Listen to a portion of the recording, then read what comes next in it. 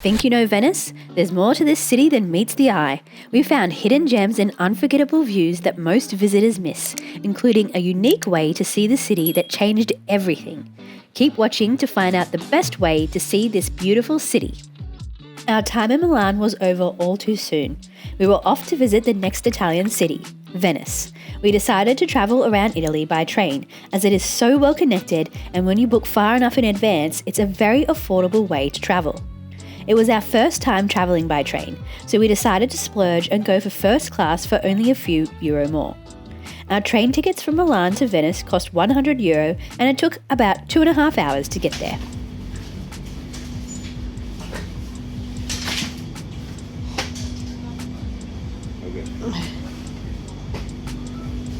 First class was very spacious with comfortable seats and it came with a bonus snack and drink.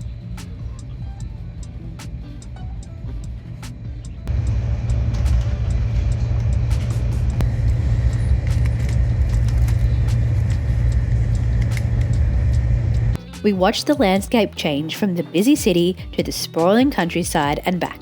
Being able to sit and relax, have a nap, watch the countryside go by, work on projects, read or watch movies, the ease and affordability are some of the reasons why we love catching trains across Europe. We arrived too early to check in, but they let us leave our bags so we could go and explore the famous city and its canals. We caught the bus over the water and found ourselves in the heart of Venice.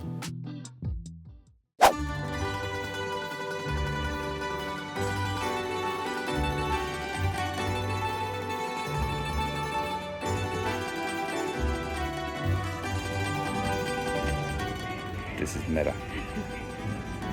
David had visited back in 2018, so he volunteered to be the tour guide for the day, with a little help from Google and ChatGPT.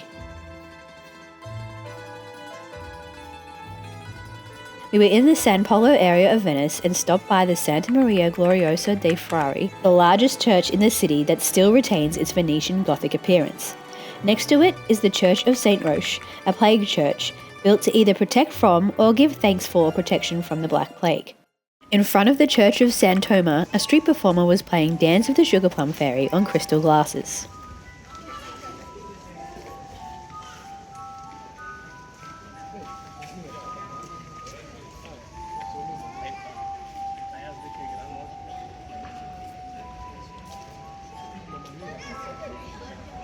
As we walked the narrow streets, we passed many Venetian costume and mask shops. Each mask holds a unique history. Today, traditional mask makers still handcraft these pieces using age-old techniques, keeping the artistry alive. Next we came to the Ponte Rialto, Venice's oldest and most iconic bridge. Originally built as a wooden structure in the 12th century, it was reconstructed in stone in 1591 to accommodate growing traffic. It isn't just a bridge, it's also home to a row of small shops built along its span. These shops helped finance the bridge's construction and maintenance through rental fees. Today, you'll find a mix of jewelry stores, souvenir stores, and boutiques. Whether you're there to shop or experience the hustle and bustle, there's one thing you must do, and that's stop and enjoy the view. Piazza San Marco is Venice's grandest square, surrounded by some of the city's most iconic landmarks. Dominating the piazza is St. Mark's Basilica, famed for its golden mosaics and Byzantine architecture. Next to it stands the Bell Tower, offering panoramic views of Venice. The Doge's Palace, once home to Venice's rulers, showcases Gothic splendour and rich history. Along the piazza's sides stretch the Procurate buildings, now housing cafes and museums. We decided to admire these buildings from the outside, giving us a reason to come back and spend some time in Venice exploring the interiors on a future trip.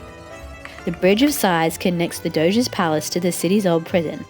The bridge earned its name from the sighs of prisoners glimpsing their last view of Venice before facing judgment or imprisonment.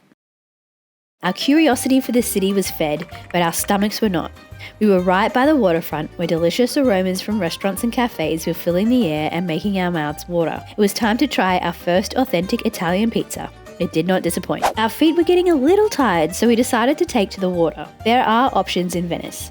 A gondola ride, though romantic and idyllic, can be quite expensive. For example, a 30-minute ride will cost around €90. The Vaporetto is much cheaper at €9.50 for a single ticket valid for 75 minutes or €25 for a day pass.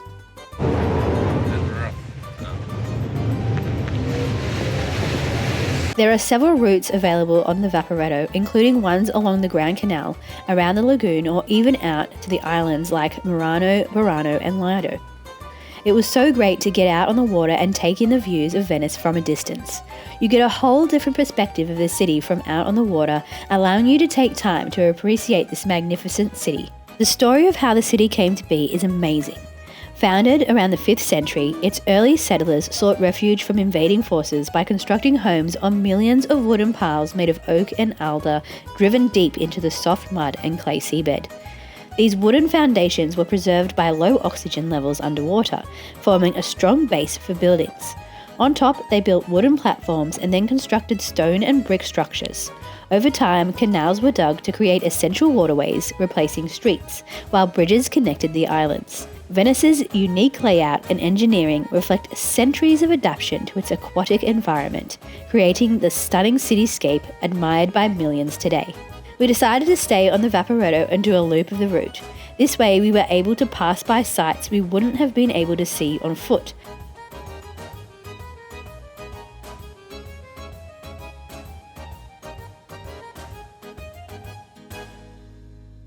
We sailed past the massive Fabrique Nuove, originally built as factories to support the maritime industry. The complex is now used to house museums, art galleries, and an exhibition and conference centre.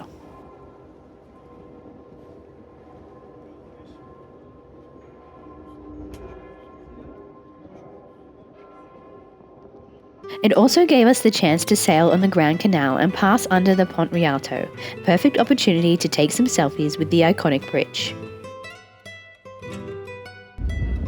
I'm beginning to see why we have coats. Well, we do all the time, don't we? There's an eclectic mix of architecture all across Venice, including Gothic, Renaissance, Byzantine, Baroque and more. Seeing it from the water really gives you a sense of the city's diverse cultural history, where East meets West, medieval meets classical, and every corner tells a story. Thank you.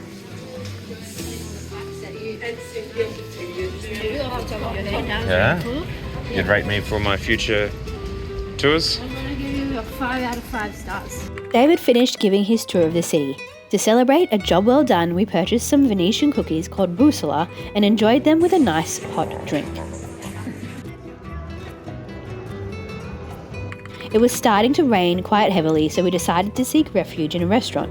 We enjoyed some wine with a plate of squid ink pasta and a creamy gnocchi while we waited for the rain to stop and reflected on all the amazing things we had seen and learned throughout the day. Then it was back to the hostel to finish checking in, where I had my first encounter with European windows. Welcome to the European window. Thanks so much for watching the video. Don't forget to like, subscribe and hit the bell so you don't miss our next adventure. A bientôt!